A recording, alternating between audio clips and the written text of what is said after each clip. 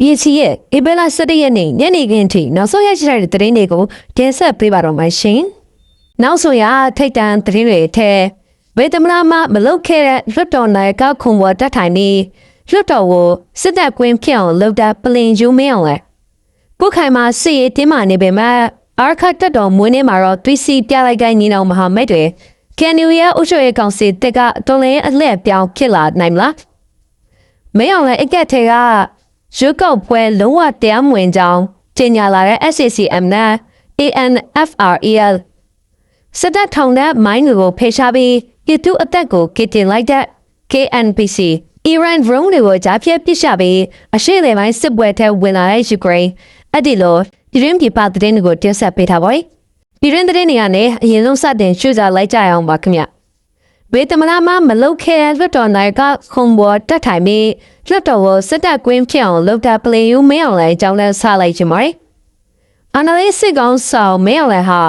သူ့ရဲ့အိမ်မက်ဖြစ်တဲ့သမရရာတို့အတွက်နေပြောမှာကျန်းသစ္စာကျင်းစုပ်ပွဲကျင်းပခဲ့ပါတယ်။ဒါပေမဲ့ဒီအခမ်းအနားမှာမင်းအောင်လည်းပြုတ်မှုသွားတဲ့လုပ်ရက်တွေဟာအရှင်သမရဟောင်းတွေဖြစ်တဲ့ဦးသိန်းစိန်ဦးထင်ကျော်နဲ့ဦးဝင်းမြင့်တို့လက်ထက်ကထုံးနှန်းစင်လာတွေကိုရှုဖောက်ရိုက်ဖြတ်လိုက်ုံနဲ့မကားပဲဥပဒေပြုရေးမှန်နိုင်ကိုပါဖနက်အောက်တွင်းလိုက်တာဖြစ်ပါတယ်။တန်းရွှေတောင်ဒါမျိုးတွေမယူခဲ့ဘူးလို့မင်းအောင်လှိုင်ရဲ့ဘောင်မဝင်တဲ့အပြုတ်မုံတွေကိုဝေဖန်နေကြပါတယ်။အခမ်းအနားစတင်ချိန်မှာတင်ထူးခြားတဲ့မြင်ကွင်းတစ်ခုပေါ်ထွက်လာခဲ့ပါတယ်။ပြည်ထောင်စုလွှတ်တော်နာယကဖြစ်လာသူဗိုလ်ချုပ်ကြီးဟောင်းအောင်လင်းတွေဟာနာယကထိုင်ခုံပေါ်ကနေဆင်းကြပြီးမင်းအောင်လှိုင်ကိုအကျိုးသေးပေးဦးညိုခဲ့တာပါ။ဒါအုပ်ချုပ်ရေးဥပဒေပြုရင်နဲ့တရားစီရင်ရဲ့မန်တိုင်း3ရက်လုံးမှာမင်းအောင်လှိုင်တယောက်တည်းသာအထက်ကရှိငယ်ဆိုတာကိုကြောင်ကြားကြားပြသလိုက်တာဖြစ်ပါတယ်။အရေးအစိုးရဆက်ဆက်မှာဒီလိုအစင်းလာမရှိခဲ့ပါဘူး။ဦးသိန်းစိန်လက်ထက်ကလွတ်တော်နိုင်ကဥခင်အောင်မြဲဟာသမရကိုဦးညိုခဲ့တယ်လို့ဦးရွှေမန်းနာကဖြစ်ရှင်မှာလဲသမရအပေါ်ဒီလိုမပြုတ်မှုခဲ့ပါဘူး။2016ခုနှစ်နဲ့2018ခုနှစ်တည်းကသမရဦးထင်ကျော်နဲ့ဦးဝင်းမြင့်တို့မင်းကုံပြောချိန်မှာလဲလွတ်တော်နိုင်ကမန်ဝန်းခိုင်တန်းဟာသူ့ရဲ့နိုင်ကစင်မြင့်ပေါ်ကထိုင်ခုံမှာပဲထိုင်နေခဲ့တာပါလွတ်တော်နိုင်ကဆိုတာခမ်းမတစ်ခုလုံးရဲ့အကြည့်မုန်းဖြစ်ပေမဲ့မင်းအောင်လည်းလက်ထက်မှာတော့နိုင်ကဟာလောက်ခံရေပေါ်တူဘွားကိုရှောက်သွားခဲ့ပါတယ်အလုံးကိုအော်တင်းစေတဲ့အချက်ကတော့မင်းအောင်လည်းဟာမင်းကုံမပြောခင်မှာလွတ်တော်နိုင်ကရတီတန်းထိုင်ခုံပေါ်ကိုတက်ထိုင်ခဲ့တာပဲဖြစ်ပါတယ်။သမရရဲ့မင်းကုံပြောချိန်မှာနာယကဟာစင်မော်မှာပဲထိုင်နေမြဲဖြစ်ပေမဲ့မင်းအောင်လိုင်းမင်းကုံပြောချိန်မှာတော့နာယကအောင်လင်းတွေဟာစင်းအောက်ဆင်ပြီးလောက်ခံတူလို့နားထောင်ခဲ့ရပါတယ်။ဒီလိုရဘောဆောင်ကြည့်သူတူကတမ်းမြတီးရနာယကခုံပေါ်ပါတက်ထိုင်တာအလောက်ဖုန်ထားတာမျိုးတကယ်မမြင်ဘူးလို့လောင်ပြောင်ဝဲဖန်ခဲ့ပါတယ်။မင်းအောင်လှိုင်ဟာသမရအဖြစ်ပထမဦးဆုံးပြောတဲ့မင်းကိုမှလည်းအထောက်အထားမရှိတဲ့2020ရွေးကောက်ပွဲမင်းမတမမုံဆွဆွေချက်တို့ကိုပဲထက်ခါတလဲလဲပြောဆိုထားခဲ့ပါတယ်။ဒီနေ့နဲ့မှုတွေကိုပဲအခြေခံပြီးသူရအာဏာသိမ်းမှုကိုကောက်ွယ်ပြောဆိုခဲ့တယ်လို့ဒီမိုကရေစီနေကြတင်မြောက်ထားရရတာအစိုးရကိုပြုတ်ချခဲ့တဲ့လုပ်ရက်ကိုလည်းဂုံတိတ်ခါရှိတယ်လို့ဆိုခဲ့ပါတယ်။ငါးနှစ်ကျော်ကြောင်တိုင်းပြည်ကိုမင်းဟုံတောက်စေခဲ့တဲ့အာဏာသိမ်းစစ်ကောင်ဆောင်မင်းအောင်လှိုင်ဟာဒီကနေ့ဧပြီလ10ရက်နေ့မှာတော့သူရဲ့အိမ်မက်ယာတုကိုရှာယူနိုင်ခဲ့ပြီဖြစ်ပါတယ်။ဒါပေမဲ့ဥပဒေပြုရေးမန်နကိုရှင်းနေပြီးဖွဲ့စည်းပုံအခြေခံဥပဒေကိုစိတ်ကြိုက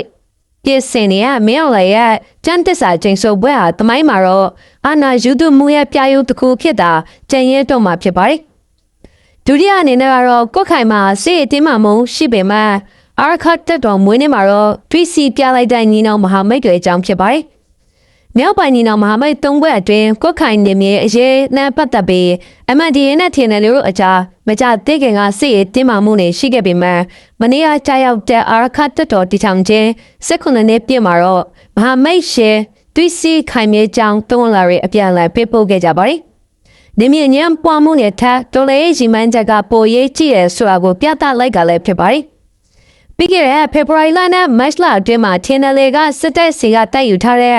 ကိုခိုင်မျိုးကို MNDAA ကအင်အားလုံးရင်းနဲ့ပြန်လည်ဝင်ရောက်နေရာယူခဲ့တာကြောင့်ညီနောင်တွေကြားတိုက်ပွဲတွေဖြစ်ပွားခဲ့ပါတယ်။ဒါပေမဲ့မနေ့ကတော့ MNDAA နဲ့ TNL တို့ဟာအစင်းလာအတိုင်းအတူတူသုံးလာပြပုတ်ခဲ့ပြီးအနာဂတ်မှာလည်းညီနောင်မဟာမိတ်ပြည်ပြည်ရှိချီရင်းနှီးမှုမပြအောင်အရှင်းချင်းဖဲမှာပြီးတော်လင်းညွန်မင်းကြိုက်ကြအောင်အတူကျိုးပန်းမယ်လို့ကြေညာပြုခဲ့ကြပါတယ်။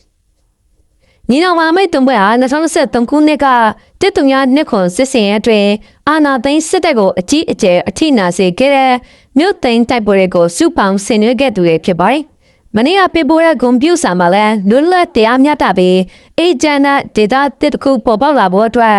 တော်လန်တိုက်ပွဲတွေကိုအဆုံးထိအတူတူဆင်နွှဲသွားမယ်လို့ဖော်ပြထားပါတယ်။ဒါဟာရှင်းချင်းကြားကအငင်းပွားမှုတွေကိုနိုင်ငံရေးအရဖြစ်ရှင်းနိုင်မှလက္ခဏာတစ်ခုလည်းဖြစ်ပါတယ်။ရဟိုင်မင်းနဲ့ပြင်ပကစစ်မျက်နှာတွေမှာအေယနာတူပူတွဲတပ်ပွဲဝင်ရဲ့ရှင်းညီနောင် CPPPL PLA အပါဝင်ဒေါ်လေးတပ်ပေါင်းစုံလာတဲ့အေဟာရှက်ဆောင်နမူနာကောင်းဖြစ်တယ်လို့ဂုဏ်ပြုခဲ့ကြပါတယ်။ဒါအပြင်မြေပြန့်ဒေတာကမန္တလေး PDF 96ဆိုကြတဲ့ PLA တို့ကပါအေရဲ့စစ်ရေးစွမ်းဆောင်ရဲ့ပေါ်လေးစားသမှုနဲ့တဝန်လာတွေအတိအသီးပြပို့ခဲ့ကြတာဖြစ်ပါတယ်။တစ်ဖက်မှာလည်းပြည်ထောင်စုလွှတ်တော်ကိုစားပြုကော်မတီ CRPH ကလည်း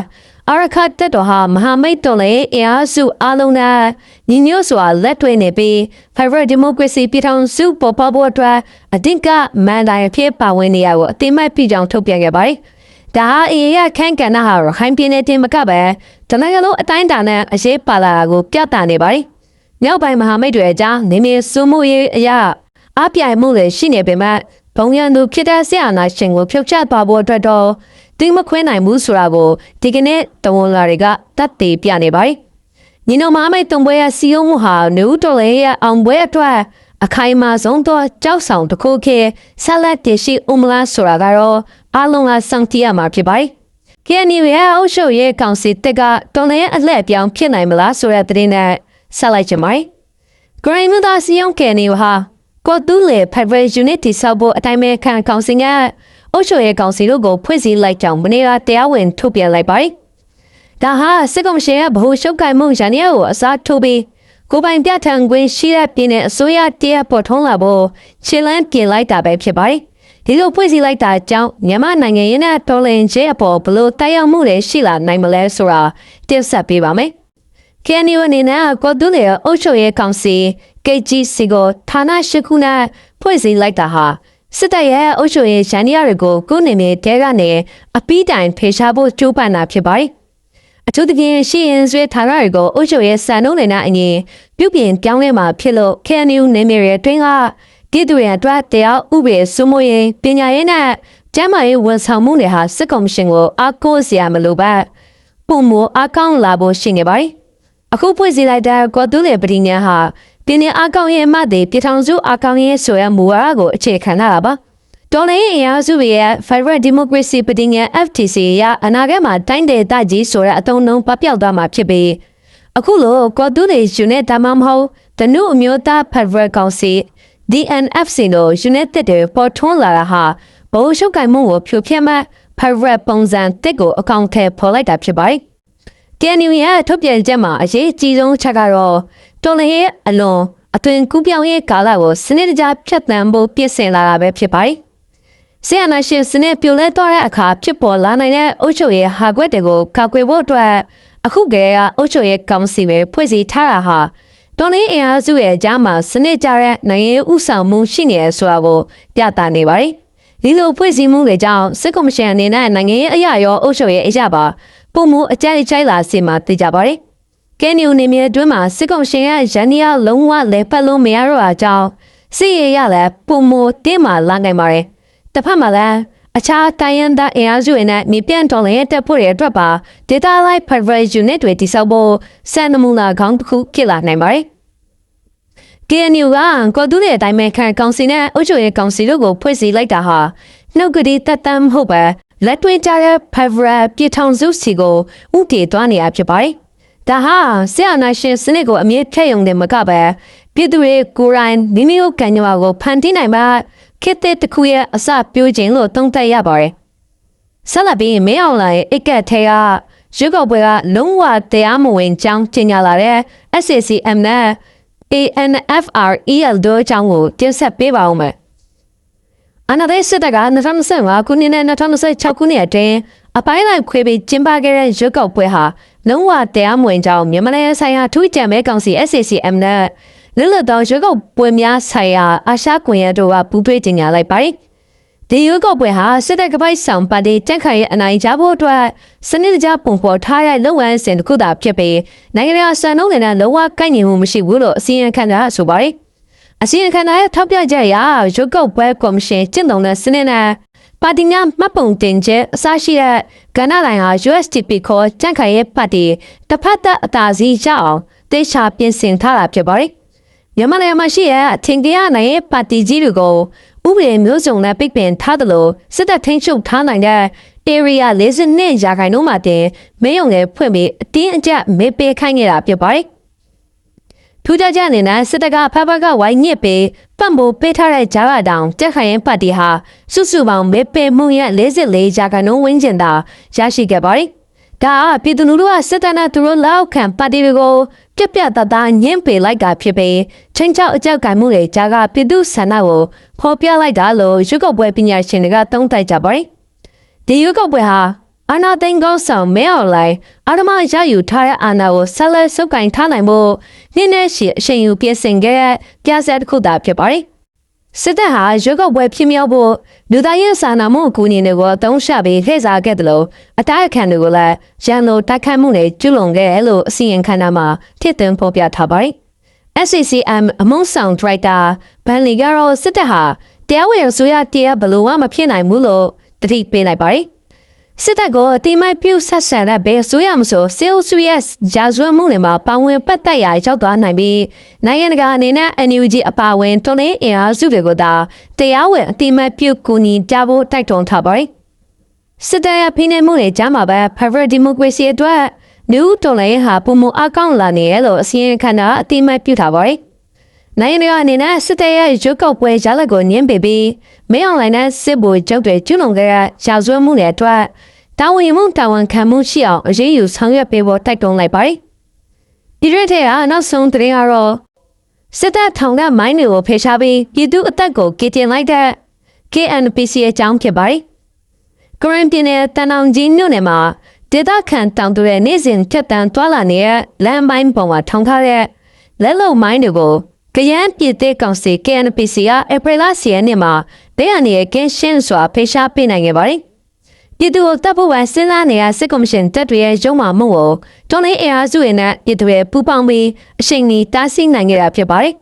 ။အတအနည်းဆိုရင်ရဒီလက်လုံမိုင်းကိုတန်အောင်ကြီးမြို့နယ်ကရန်ဒေသကကျေကတော်ရွာမနဲ့တော်ပုံးအလဲရွာကိုဆက်သွယ်ထားတဲ့လမ်းမပေါ်မှာတွေ့ရှိခဲ့ရပါဝါရဲအတွက်တောင်ရသွားတဲ့ရွာသားတွေဟာလမ်းပေါ်မှာမတင်ကပွေရပစ္စည်းတွေကိုစတွင်တရှိခဲ့ပြီးနောက်အထူးထိတ်လန့်သွားခဲ့ကြတာပါဒေသခံတွေဟာကြောက်လန့်တကြားနဲ့ KNPC ပြည်သူ့အုပ်ချုပ်ရေးအဖွဲ့ထံတရေပစ်ဖို့အကူအညီတောင်းခံခဲ့ရမှာကရန်တပ်ဖွဲ့ဝင်တွေဟာအခင်းဖြစ်ရာနေရာတွေကိုချက်ချင်းရောက်ရှိလာခဲ့ပါတယ်ရွာသူရွာသားတွေထိခိုက်မှုမရှိစေဖို့အတွက်စနစ်တကျရှာဖွေဖေရှားပေးခဲ့လို့ဒေသခံအများအပြားဟာအသက်ဘေးကနေကံကောင်းထောက်မစွာလွတ်မြောက်ခဲ့ရပါတယ်။စေနမတဆိုင်တဲ့အရသာပြည်သူတွေတွာလာရလမ်းကြောင်းမှာမိုင်းထောင်ထားတာဟာစစ်ကော်မရှင်ကထုံးစံအတိုင်းပြည်သူကိုအကာအကွယ်ရှူတာဒါမှမဟုတ်ရံပြူတာပဲဖြစ်တယ်လို့ဒေသခံတွေကသုံးသပ်ကြပါတယ်။ဒေသခံတို့ကတော့နောက်ဆိုတောင်ရသွားဖို့တောင်ကြောက်နေရပြီးပြည်သူတွေသွားတဲ့လမ်းမှာမိုင်းမထောင်ကြဖို့ပဲတောင်းဆိုခြင်းတယ်လို့စိုးရင်ဒီစီပြောပါတယ်။လက်ရှိမှာတော့ KN တပ်ဖွဲ့ဝင်တွေဟာကြေးဝါပတ်ဝန်းကျင်နဲ့လမ်းလျှောက်မှာအလားတူမိုင်းရံနေတွေထပ်မံမရှိစေဖို့နေမြေရှင်းလင်းရေးတွေကိုအရှိန်ဟုန်မြင့်လှုပ်ဆောင်နေပါတယ်။ဒါအပြင်ဒေသခံတွေဘေးကင်းလုံခြုံစွာသွားလာနိုင်ဖို့အတွက်လုံခြုံရေးကိုလည်းအရင်ကထပ်တွန်းမြင့်ချထားတယ်လို့သိရပါတယ်။အခုကိစ္စဟာဒေသခံတွေနဲ့တော်လှန်ရေးအဖွဲ့တွေအကြားတရေပစ်ဖို့ချိတ်ဆက်မှုအားကောင်းတာကြောင့်ကြီးမားတဲ့အန္တရာယ်ကိုတားဆီးနိုင်ခဲ့ရလည်းဖြစ်ပါတယ်။ပြည်သူ့တပ်ဖို့မိုင်းထောင်တဲ့စစ်တပ်နဲ့ပြည်သူ့အသက်ကိုကောက်ွယ်ပေးနေတဲ့တော်လှန်ရေးအဖွဲ့တွေရဲ့ကြွားချချက်ဟာအခုဖြစ်ရမှာအထင်ရှားပေါ်လွင်ခဲ့ပြီဖြစ်ပါတယ်။နောက်ဆုံးဒီပတ်တဲ့အနေနဲ့ Iran drone တွေကိုကြားဖြတ်ပစ်ချပြီးအရှေ့လေပိုင်းစစ်ပွဲထဲဝင်လာတဲ့ Ukraine ကြောင့်ပြောပြရ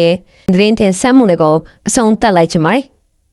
ရုရှားရဲ့ကျူးကျော်မှုတွေကို၄နှစ်ကျော်ကြာခုခံတွန်းလှန်နေတဲ့ Ukraine တပ်ဖွဲ့ဝင်တွေဟာအခုဆိုရင်အရှေ့လေပိုင်းဒေသအထိရောက်ရှိနေပြီး Iran ထုတ် drone တွေကိုကြားဖြတ်ပစ်ချပေးနေရလို့သမ္မတဇာလန်စကီကထုတ်ဖော်ပြောကြားလိုက်ပါတယ်။ဒါက Ukraine စစ်ပွဲရဲ့နေနမိတ်ဟာဥရောပနဲ့ပါရှန်ပင်နယ်အထိကျေပြန့်လာတာဖြစ်တယ်လို့ Iran နဲ့ရုရှားရဲ့စစ်ရေးမဟာမိတ်ပြုမှုကို Ukraine ကတံပြန်တိုက်ခိုက်လိုက်ကြလည်းဖြစ်ပါတယ်။ ပြီးခဲ့တဲ့ပြည်လာစီယန်ရဲ့သတင်းထောက်တွေနဲ့တွေ့ဆုံရမှာသမ္မတဇာလန်စကီကယူကရိန်းတပ်ဖွဲ့ဝင်တွေဟာအရှေ့လေပိုင်းနိုင်ငံအချို့မှာအီရန်ထုတ်ရှား drone တွေကိုကြားဖြတ်ပစ်ချနိုင်ခဲ့ကြောင်းအတည်ပြုခဲ့ပါတယ်။ယူကရိန်းကျွမ်းကျင်သူ200ကျော်ဟာအဆိုပါဒေသမှာရှိတဲ့နိုင်ငံတွေကိုလေကြောင်းရန်ကာကွယ်ရေးစနစ်မြင့်တင်ပေးဖို့အကူအညီပေးနေပြီးဒါကလေ့ကျင့်ရင်တသက်မဟုတ်ပဲလက်တွေ့တိုက်ပွဲဝင်နေရလို့ဆိုပါတယ်။ရုရှားရဲ့ drone တိုက်ခိုက်မှုတွေကိုနေ့စဉ်နဲ့အမျှခံစားနေရတဲ့ယူကရိန်းဟာခေတ်သစ် drone ဟန်တာရဲ့စစ်ပွဲမှာကမ္ဘာထိပ်တန်းအဆင့်ကိုရောက်ရှိနေပါတယ်။ဒါဖြစ်ပစ်ခတ်တဲ့စနစ်တွေကိုဘလို့အသုံးချရမလဲဆိုတာကျွန်တော်တို့လက်တွေ့ပြသခဲ့ပါတယ်လို့ဇာလက်စကီကပြောကြားခဲ့ပြီးယူကရိန်းရဲ့ကျွမ်းကျင်မှုတွေကိုအရှေ့လေပိုင်းကမဟာမိတ်တွေအတွက်အသုံးချပေးနေရဖြစ်ပါတယ်။ပြီးခဲ့တဲ့ပတ်ကဇာလက်စကီဟာဆော်ဒီအာရေဗီးယားကာတာအာရပ်ဆိုဝါမြပြည်ထောင်စုနဲ့ဂျော်ဒန်နိုင်ငံတွေကိုခီးတွေတွားရောက်ခဲ့ပါတယ်။ဒီခီးစဉ်နဲ့အတွင်းမှာယူကရိန်းကခက်ခက်ခဲရယူထားတဲ့ drone စစ်ပွဲကျွမ်းကျင်မှုတွေကိုအပြည့်အစုံဖလှယ်ဖို့ကန်ဝန်ခဲ့ပြီးရုရှားကိုဆက်လက်တွန်းလှန်နိုင်ဖို့အတွက်စစ်ရေးနဲ့နိုင်ငံရေးထောက်ခံမှုတွေရဖို့ကြိုးပမ်းခဲ့ရဖြစ်ပါတယ်။ကျွန်တော်နိုင်ငံရဲ့အကျဉ်းချခံနိုင်စွမ်းအတွက်အထောက်အပံ့တွေပြန်ကြဖို့သူတို့ရဲ့လုံခြုံရေးအကောင့်လောက်ကျွန်တော်တို့ကူညီပေးနေရပါလို့ဇာလက်စကီကဆိုပါတယ်။ဒါဟာငွေကြေးလက်ခံရရှိဖို့တသက်ထားပုံမလုံခြုံတဲ့လုံခြုံရေးဆိုင်ရာမဟာမိတ်ဖွဲ့မှုဖြစ်ပြီးအီရန်ရဲ့ drone ချင်းချောင်းမှုတွေကိုခံနေရတဲ့အရှေ့လေပိုင်းနိုင်ငံတွေအတွက်ယူကရိန်းဟာအားကိုးစရာမဟာမိတ်ဖြစ်လာနေပါတယ်။ယူကရိန်းဟာရုရှားကိုကူညီနေတဲ့အီရန်ရဲ့အရေးမြစ်တွေကိုအရှေ့လေပိုင်းမှာတင်ကြားပြဟန်တာဖို့ကြိုးစားလာတာကိုတွေ့ရပါတယ်။အမေရိကန်၊အစ္စရေးနဲ့အတူယူကရိန်းမှာအီရန်ရဲ့ drone and ray ကိုဝိုင်းဝန်းတိုက်ဖြတ်လာတဲ့ဒီစစ်ရဲ့အလှည့်ပြောင်းဟာကမ္ဘာအာဏာရှင်ခွင့်ချပေါ်ဘလို့တရားမှုနဲ့ရှိလာမလဲဆိုတာစိတ်ဝင်စားစောင့်ကြည့်ရမှာပဲဖြစ်ပါတယ်။ BSC ရဲ့ညနေပိုင်းထိနောက်ဆုံးရသတင်းတွေကိုတင်ဆက်ပေးခဲ့တာပါ။ BSC သတင်း channel ရဲ့တင်ဆက်မှုတွေကိုနားဆင်ပေးခဲ့တဲ့အတွက်လည်းကျေးဇူးတင်ပါတယ်။ comment ပေးတဲ့သူဖောင်းကိုလည်းကျေးဇူးတင်ပါတယ်။ဒီမှာပြည်သူပြည်သားများအားလုံးကိုစိတ်နှပြချမ်းသာကြပါစေရှင်။